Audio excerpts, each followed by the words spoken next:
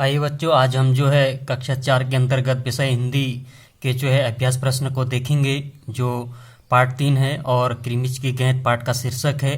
तो पहले भाग में हमने जो है इसकी कहानी स्टोरी को हमने पढ़ ली थी, सारांश को पढ़ लिया था। आज हम जो है अभ्यास प्रश्न की ओर जाएंगे। तो सबसे पहले जो है भाग 2 के अंतर्गत जो है पहले शब्दार्थ को हम देखेंगे। एक जगह शब्द है, दूसरी जगह अर्थ है। शब्द की अगर पहले बात करें तो पहला शब्द चिक है और इसका अर्थ होता है बांस से बना एक प्रकार का पर्दा होता है। दूसरा है क्यारी। क्यारी का अर्थ होता है बच्चों मेड़ों पर बनाए गए छोटे छोटे आयताकार भाग। अगला वृक्ष। वृक्ष को तो आप जानते ही हैं, पेड़ भी कहते हैं इसको। अगला है बेल। बेल जो है लता बिना तने का पौधा, बिना तना का जो है पौधा होता है। और चतुर का अर्थ होता है बच्चों होशियार या अक्लमंद। और अगला जो अर्थ है शब्द है सहारा। सहारा लेना यानी मदद लेना, सहायता लेना। सबूत का अर्थ होता है प्रमाण। और वास्तव का अर्थ होता है बच्चों सचमुच। आजमाना का जो अर्थ होता है जांचना या परखना। गुट का अर्थ होता है समूह या दल। और क्रिमिज का जो अर्थ है वो मजबूत सरल बुनाई वाला एक कपड़ा, जो क्रिमिज के रूप में जिसका अर्थ है। तो ये कहीं न कहीं जो है मुख्य शब्दार्थ थे। आगे हम जो है विद्यार्थियों क्रिमिज की गेंद का सारांश की अगर हम जिक्र करें तो क्रिमिज की गेंद पाठ या कहानी को जो है किसने लिखा है, इसको लेखिका है ना, लेखिका शांता कुमारी जैन द्वारा ये लिखा हुआ है। इस कहानी में बच्चों के मनोभावों को रोचक ढंग से जो है प्रस्तुत किया गया है। इस कहानी के अनुसार गर्मी की छुट्टी है और दोपहर का समय था और दिनेश घर में ही जो है बैठकर कहानी पढ़ रहा था। तभी घर के पीछे बगीचे में कोई आवाज़ आई और गिरने की। तभी दिनेश वहाँ आवाज़ को सुनकर भागता है। इसी का वर्णन जो है इस कहानी में रोचक ढंग से किया गया है ना। आगे आगे जो भी इसकी जो घटना है, जो सारांश है, वो मैंने भाग पार्ट 1 यानी भाग फर्स्ट में भी मैंने जिक्र किया हुआ है। और वहीं आगे देखें क्रिमिज गेंद का जो उद्देश्य है बच्चों, ये कहीं ना कहीं महत्वपूर्ण है। क्रिमिज की गेंद कहानी का जो उद्देश्य है कि हमें आपस में झगड़ने के बजाय जो है मिलजुल कर रहना है और खेलना चाहिए। किसी से झूठ नहीं बोलना चाहिए क्योंकि झूठ कभी नहीं टिकता है। और कहीं ना कहीं जो है उस कहानी का जो सार है, इसमें जो है जो आपस में ही जब अगर लड़ते रहेंगे तो उसका कोई फ़ायदा नहीं होता है, कोई बेनिफिट नहीं है। मिलजुल करके अगर आप जब रहते हैं, झूठ नहीं बोलते हैं, तो कहीं ना कहीं जो है इस पार्ट से जो है हमें सीख के रूप में मिलती है। अब आते हैं बच्चों हम अभ्यास प्रश्न की तरह, है ना। अभ्यास प्रश्न पहला है कहानी की बात। अब कौ क्या है, दिनेश की माँ मशीन चलाते चलाते बोली बेटा कहाँ जा रहे हो। अब इसमें पहला है दिनेश की माँ कौन सी मशीन चला रही होगी और तुमने इस मशीन को कहाँ कहाँ देखा।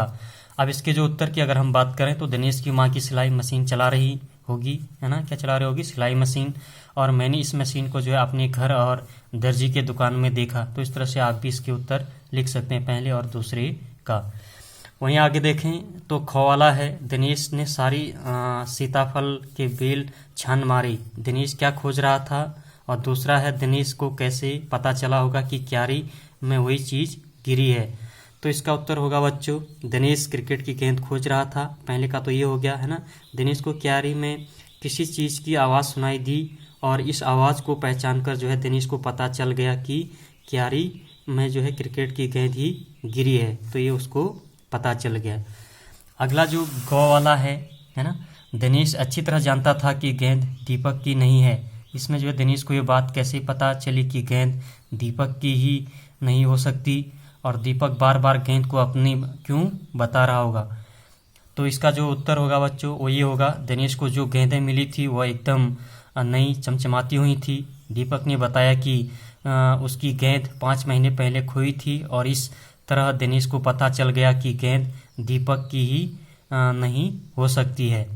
तो इसका ये उत्तर हो जाएगा। जो दूसरा वाला है दीपक बार बार गेंद को अपना इसलिए बता रहा होगा क्योंकि वह इस गेंद को जो है उस गेंद को ही पाना चाहता था। तो ये दूसरा का उत्तर हो गया। अगला जो है गेंद किसकी, अगली जो हेडिंग है गेंद किसकी, तो इसमें कौ है। दीपक ने गेंद को अपना बताने के लिए जो है उसके बारे में कौन कौन सी बातें बताई। आप ध्यान से देखिए, इसका उत्तर है दीपक ने बताया कि उसकी गेंद 5 महीने पहले खो गई थी और उसने कहा कि उसकी गेंद में ऐसा ही लाल रंग का निशान था और मैं अपना पापा से भी कहलवा सकता हूँ। तो इस तरह से वो कह रहा है। और फिर क्या है, उसने कहा कि मेरी गेंद जो है टप्पे की आवाज़ भी आती है। तो इस तरह से वो बता रहा है।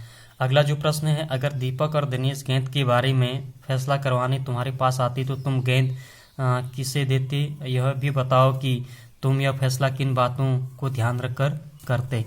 तो इसका जो उत्तर हो सकता है कि आप लिखेंगे बच्चों, मैं गेंद दिनेश को देता और दिनेश ने गेंद मिलने के बाद जो है सच सच बात बता दी थी, वह बिल्कुल जो है नहीं थी, गेंद क्या थी, नहीं थी। तो ये कुछ प्रश्न थे, है ना।